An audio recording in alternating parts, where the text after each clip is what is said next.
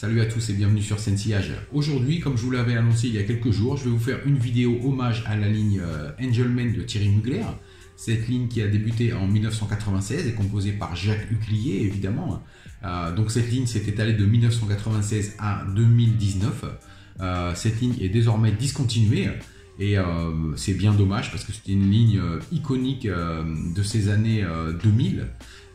Donc je vais vous présenter les 12 parfums de la collection qui est désormais complète, même si certains vont me dire qu'il me manque B-Men, par exemple, sorti en 2004, mais qui pour moi ne fait pas partie de la ligne A, ou encore Iceman, ou encore Pure Malt Création, qui est une version un peu améliorée de Pure Malt, que j'ai eu l'occasion d'avoir, mais un pote à moi m'a tanné pour le prendre, donc je lui ai laissé, c'est pas grave. Les 12 parfums de la ligne sont ici.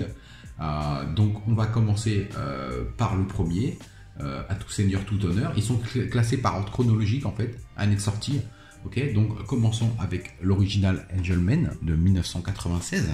Donc je vais le vaporiser pour me remémoriser l'odeur, même si je la connais très bien évidemment.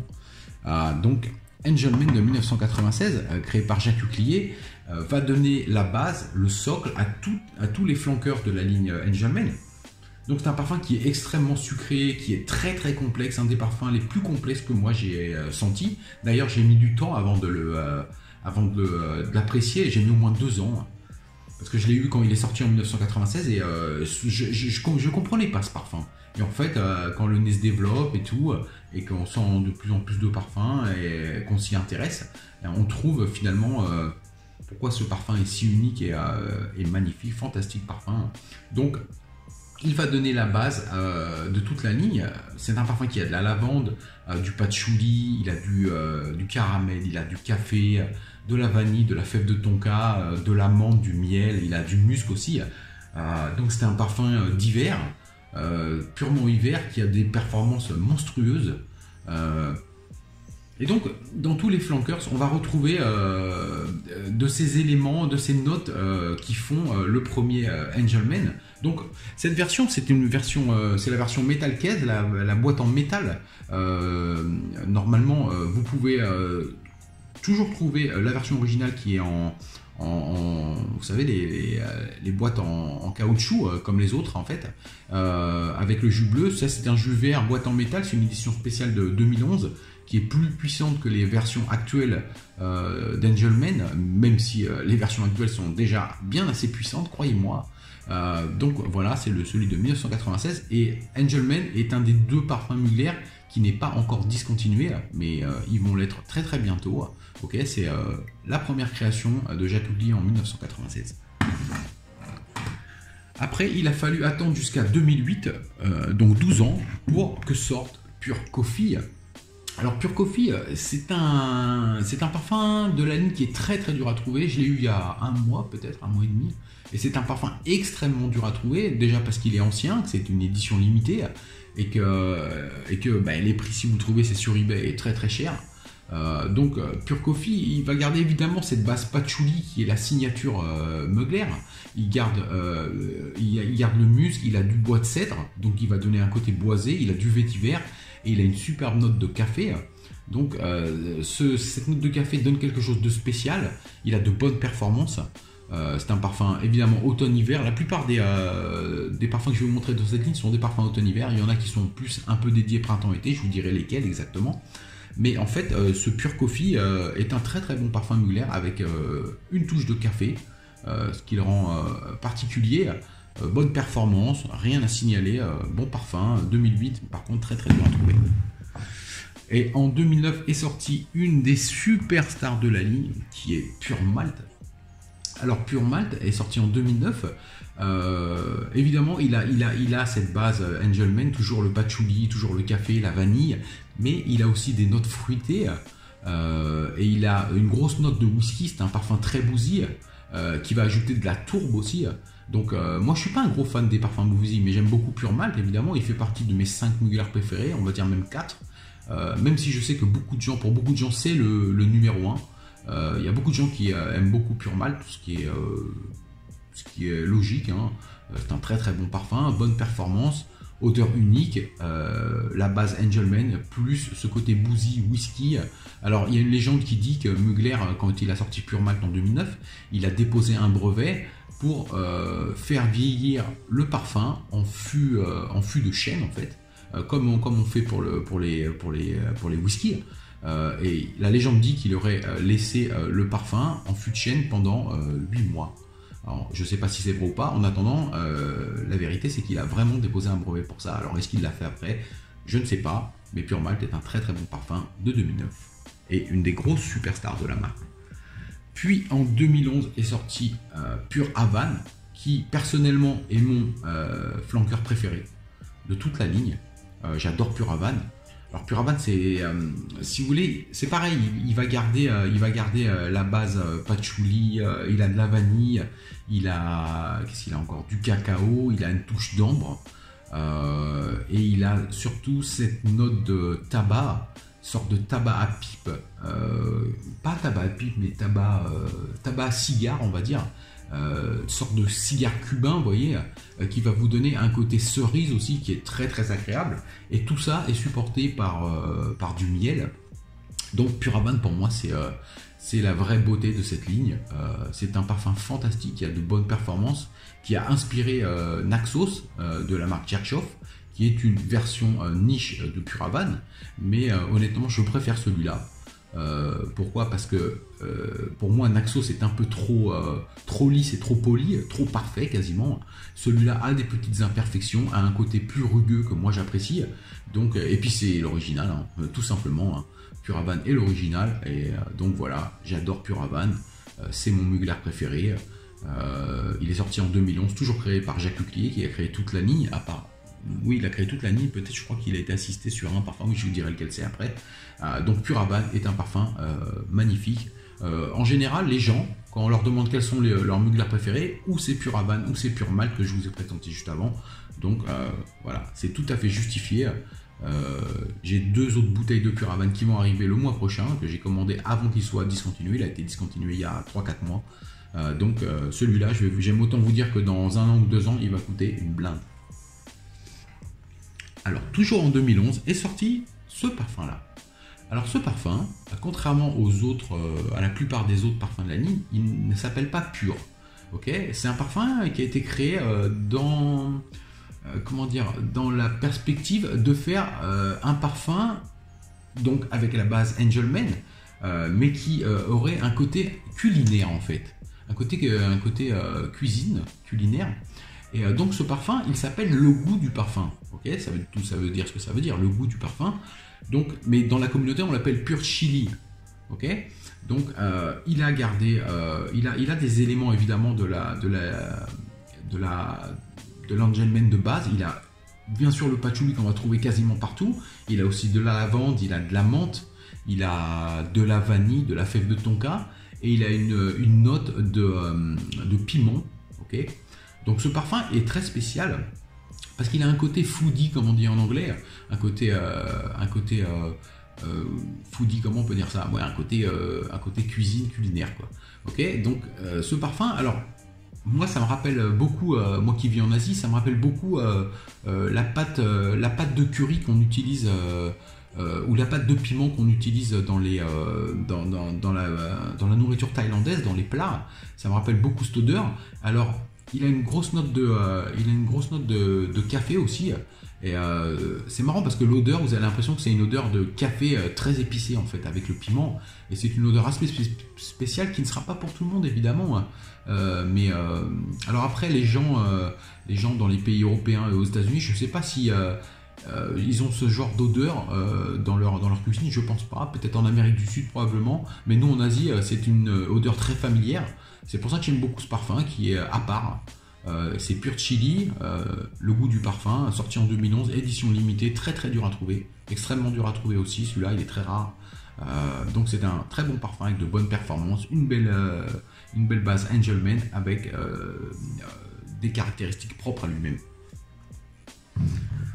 En 2012 est sorti celui-là, qui est probablement le plus dur à trouver, je pense. Si vous voyez un petit peu comment est la...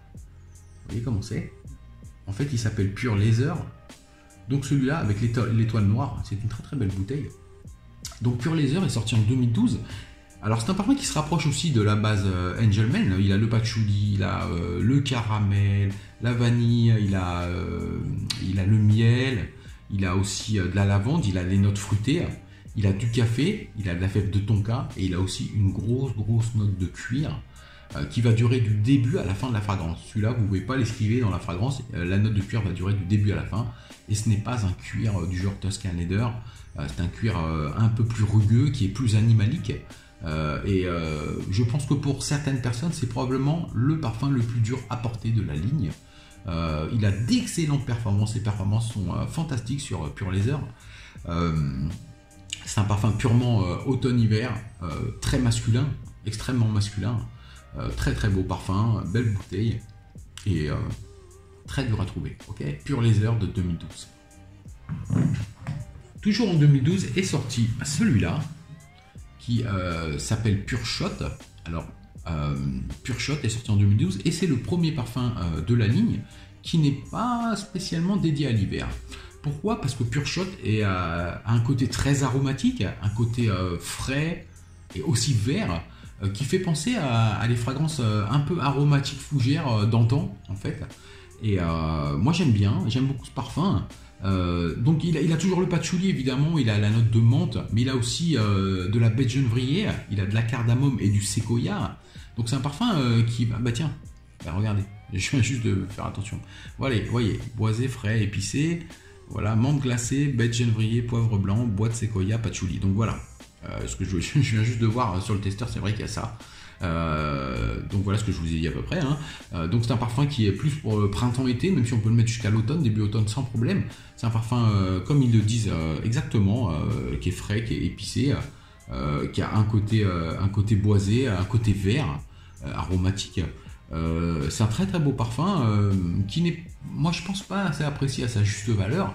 C'est vrai que quand on sort du début de l'année qui sont que des parfums automne-hiver, vraiment des parfums très durs d'hiver, vous voyez, par les temps froids et mi-froid au minimum, celui-là, je ne sais pas s'il était bien reçu à sa sortie.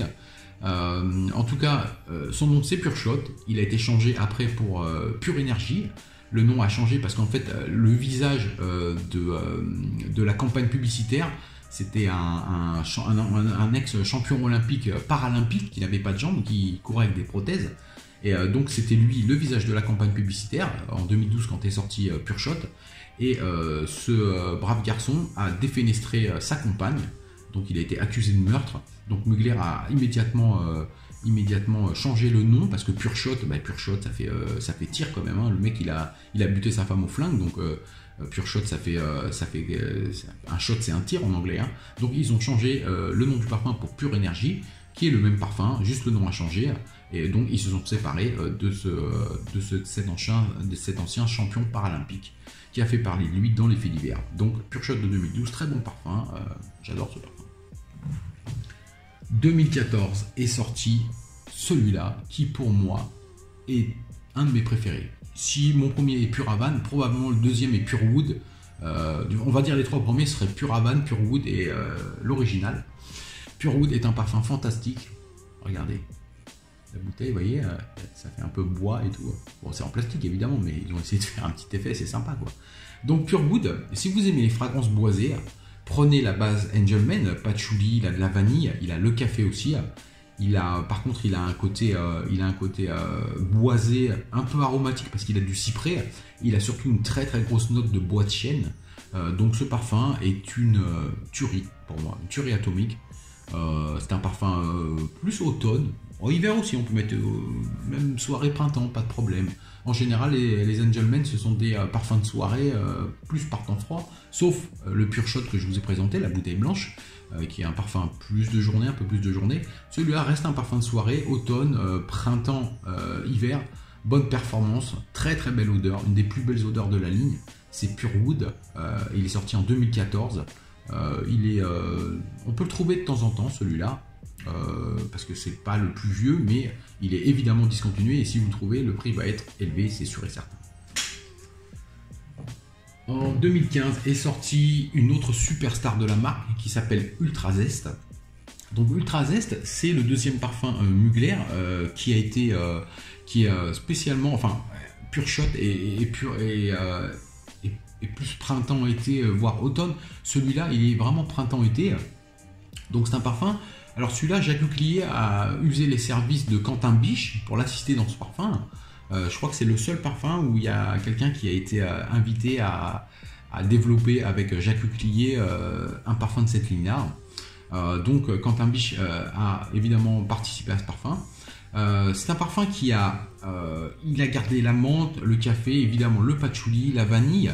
Il a de la fève de tonka aussi, mais il a des notes très dominantes de mandarine et d'orange sanguine. Donc c'est un parfum qui a la base Angelman, évidemment, qui est moins forte que les autres, mais il a ce côté citronné, un peu épicé, qui est frais en plus, ce qu'on a besoin évidemment pour une fragrance d'été, quoi. Donc été-printemps, Ultra Zest, les prix sur eBay sont complètement fous. Il y a des gens qui vendent ça à 250-300 €, ce qui est quand même assez cher. Donc si vous arrivez à attraper Ultra Zest, surtout ne payez pas ce prix là. C'est un très bon parfum mais qui ne vaut pas 250 €, quoi, c'est sûr et certain. Donc très très beau parfum, un parfum qui vraiment a été c'est un parfum qui est très recherché en fait, Ultra Zest, ok. C'est un très très beau parfum d'été, un des plus beaux parfums d'été honnêtement, mais il ne vaut pas 250 €, c'est sûr et certain. Puis en 2016 est sortie cette bombe atomique qui est Pure Tonka. Alors Pure Tonka, comme son nom l'indique, il a une très très grosse note de fève de tonka. Il a aussi de la réglisse, il a du cacao, il a du patchouli évidemment, il a de la menthe, de la lavande et je crois qu'il a de la vanille aussi. Donc Pure Tonka, c'est un parfum qui est vraiment sucré, qui est gourmand. C'est probablement celui qui a les meilleures performances de toute la ligne. Je pense avec l'original, les deux là, l'original et Pure Tonka. Pure Tonka a des performances stellaires, très très grosses performances, pur parfum d'hiver, un parfum yummy comme on dit, qui donne l'eau à la bouche tellement il représente vraiment l'hiver et il est sucré, il est gourmand, il est très très beau. Les performances, comme je vous le disais, sont superbes. C'est un excellent parfum qui est sorti en 2016 et qui est vraiment, qui est évidemment discontinué, qu'on peut trouver encore de temps en temps, mais les prix commencent à grimper sérieusement. C'est un super parfum, Pure Tonka de 2016. 2017 est sorti Cryptomint. Donc Cryptomint, c'est celui que j'attendais pour vous présenter la revue. Je l'ai eu hier en fait. Alors il vient de mon ami Samy de Paris.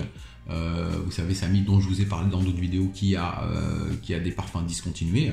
D'ailleurs là, hier je lui ai commandé 3 Pure Malt. Donc il m'a fourni Cryptomint, il m'a fourni Ultra Zest. Hier il m'a fourni Pure Tonka que j'avais déjà, mais pour des amis à moi, et il m'a fourni Pure Wood pour des amis à moi aussi que j'ai reçu hier.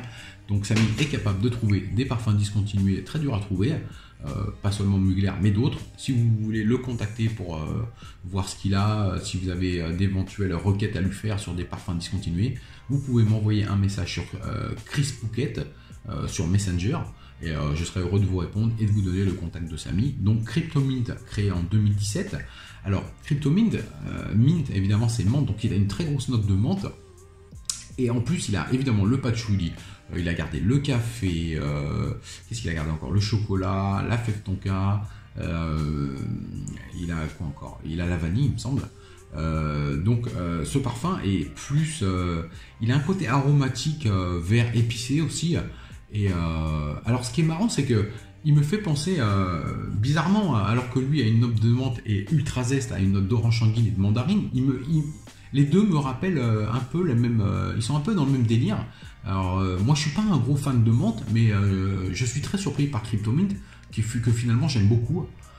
Donc comme je vous disais, comme avec Ultra Zest, ils ont des trucs en commun les deux, le orange et le bleu là. Le vert, excusez-moi.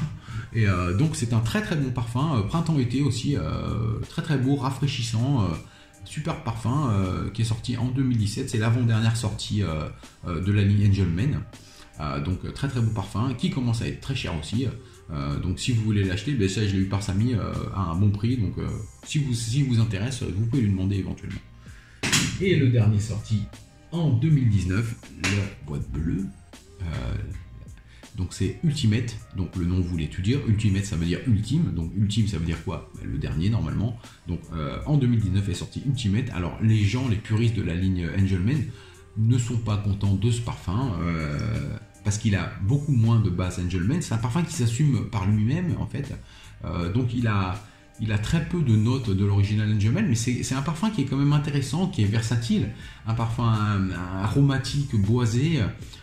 Qui a de la bergamote, il a du sapin baumier, il a du cèdre et une note de cappuccino, donc il a un côté café crémeux. C'est vrai qu'il ressemble beaucoup moins à certains de la ligne au niveau de l'ADN, mais c'est un parfum très intéressant de son propre chef. Et honnêtement, bah écoutez, moi c'est peut-être pas mon préféré, mais je l'aime bien quand même. Et en tant que collectionneur, je me devais de l'avoir, donc je suis content de l'avoir. C'est un parfum que j'ai pas payé très cher. C'est un des seuls parfums qui est encore disponible sur le marché, celui-là et l'original. Ce sont les deux seuls pour le moment, mais je pense qu'ils vont être arrêtés très bientôt en fait. Donc si jamais vous êtes collectionneur et que la ligne Angelman vous intéresse, évidemment vous avez besoin d'Ultimate dans votre collection, c'est indéniable. Ok, donc voilà, c'était mes 12 parfums de la ligne Angelman. C'est un peu dommage que ce soit discontinué.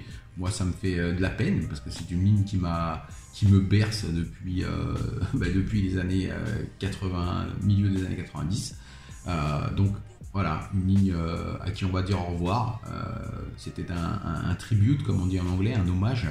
Je pense pas que je reparlerai de cette ligne, à part si j'ai des vidéos avec des thèmes précis où il y a un des parfums qui rentre dans la caractéristique de la vidéo, évidemment. Mais je pense que c'est la dernière fois que je vous montre la ligne complète. Une ligne dont je suis fier d'être l'heureux possesseur. J'ai toujours sur ma main, j'ai toujours l'original. Il est fantastique, fantastique. Et évidemment, l'original n'est pas un parfum pour tout le monde. Parfum pour nez mature, qui a des caractéristiques spéciales, qui a donné vie à toute cette ligne, qui pour moi est une ligne iconique de la parfumerie designer. Voilà, merci d'avoir regardé la vidéo. À bientôt, ciao.